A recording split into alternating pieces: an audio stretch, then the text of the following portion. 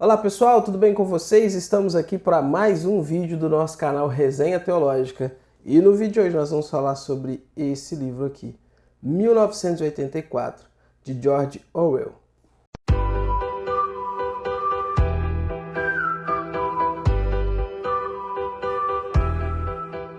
Falar desse livro é uma coisa bem desafiadora, porque ao mesmo tempo que é fácil falar e contar e mostrar a história, é muito complicado de apresentar essa história sem fazer exagerados pontos de contato com certas coisas que nós vemos no nosso dia a dia. E talvez isso se dê pela atemporalidade da obra, né? Orwell vai escrever essa obra em 1949 e o ano de 1984, né, é onde a história se passa, ou seja, quando ele escreve, ele está escrevendo, então, apresentando um futuro distópico, né, dentro da sua obra de ficção, obviamente. Mas isso transpassou 1984, né, porque a época que a obra saiu, muitos a identificaram como sendo uma crítica ao nazifascismo que dominou a Europa, né, desde os anos 30 e tudo mais. Em alguns outros lugares, muitos identificaram a obra como sendo uma clara e direta crítica à União Soviética, do seu partido único e tendo Stalin, né, como o seu cabeça e tudo mais. Então, assim, nós temos aqui uma crítica, e é inegável que é uma crítica, mas uma crítica que vai transcender certos regimes específicos que nós tivemos aí durante a história e vai, de certa forma, abarcar e claramente desnudar certas características em diversos regimes que nós tivemos aí. E quais seriam essas características, então? É o totalitarismo, né? Obviamente. A ideia ditatorial, né? Porque nós temos o personagem principal aqui, que é o Winston Smith, que é alguém que no ano de 1980, entre 83 e 84 ali, está vivendo na Oceânia, que é uma espécie de continente dominado por um líder populista, uma espécie de imperador chamado Grande Irmão, que domina e governa, né, tudo por meio do Estado. O Estado é imenso. O Estado domina tudo. O Estado domina tudo, inclusive até mesmo a linguagem. E que é o local onde o Winston trabalhava, que é a parte do Estado que controlava o vocabulário. Eles trabalhavam, então, na imposição da nova língua e na extinção do antigo modo de falar, né?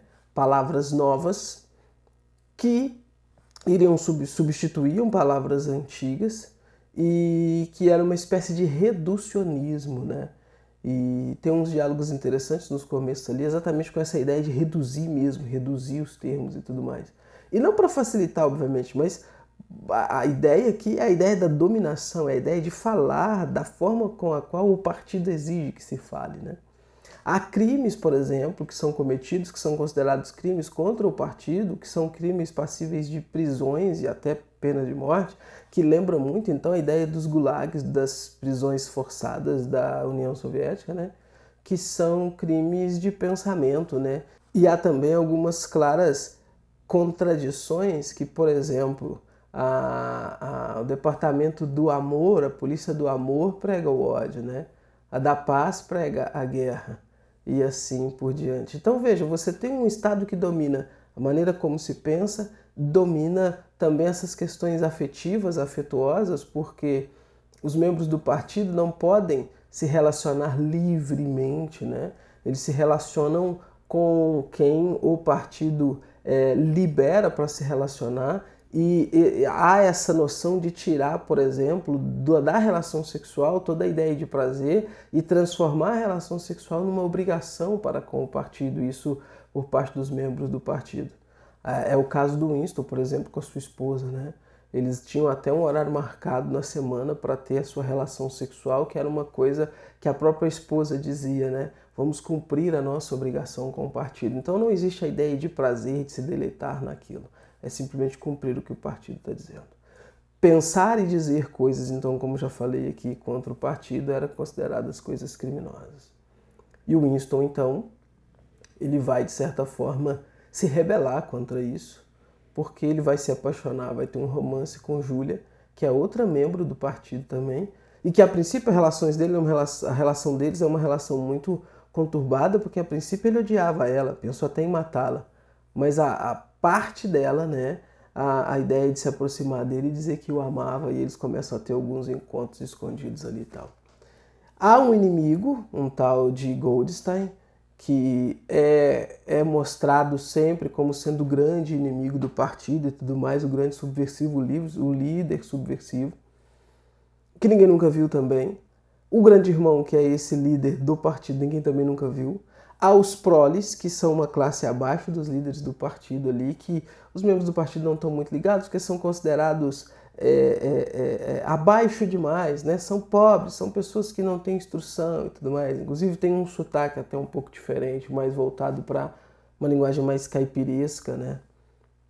E há a ideia de que existe uma resistência, existe um grupo que tenta então ir contra o partido, que é a ideia que o Winston vai ter de se unir a esse grupo. E ele acaba encontrando dentro do partido um homem que se mostra, ele nunca diz claramente, mas se mostra como sendo um membro dessa resistência. E o Winston então vai se unir a ele na tentativa de derrubar o partido. E aí, meu amigo, que a coisa desanda. E aí que a coisa aperta. Mas eu não vou mais contar mais coisas aqui para poder não dar spoiler, você ainda não leu. Mas a ideia é: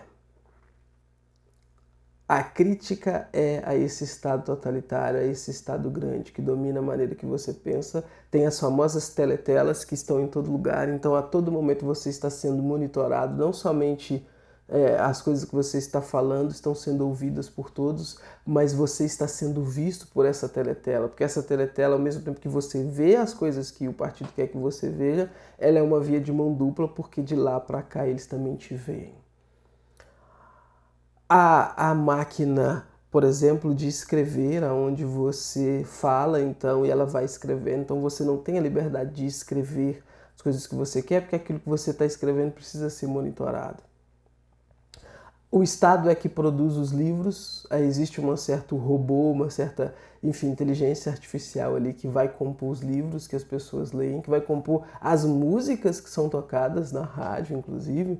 Então você vê que existe uma repressão, então, à arte, a ideia de arte, a ideia de produção e tudo mais, porque pode-se correr o risco de artistas independentes produzirem coisas contra o partido. Então o que eles fazem? Eles vão, obviamente, tolir as pessoas dessa liberdade. Então, a todo tempo, o Estado é grande, o Estado é massivo em cima das pessoas, o Estado é controlador, tudo é para o Estado e pelo Estado. Tem uma parte também interessante que esse homem, né, que eu disse que ele se aproxima de Smith, dando a ideia de ser alguém que faz parte da resistência contra o partido, onde ele vai dizer uma coisa interessante, né? O nome dele é O'Brien, ele vai dizer assim para Winston: não estamos interessados no bem dos outros, só nos interessa o poder em si, nem riqueza, nem luxo, nem vida longa, nem felicidades, só o poder pelo poder, poder puro. Então você percebe que há, né, mais uma vez, essa ideia dessa crítica a essa busca ensandecida pelo poder e a essa dominação das pessoas. O final é interessante, e o final é mais interessante porque, e aqui eu vou dar um spoiler, se você não leu e quiser parar por aqui, pausar o vídeo, enfim, fique à vontade. Mas o final é interessante porque o final não mostra nenhuma possibilidade de melhora, né? De que a situação resolva, como a gente tem talvez em alguns outros filmes. Por exemplo, você vê Star Wars. Star Wars você tem aquela ideia de que um Jedi vai surgir e vai derrubar o Imperador e tudo mais. Aqui você não tem isso.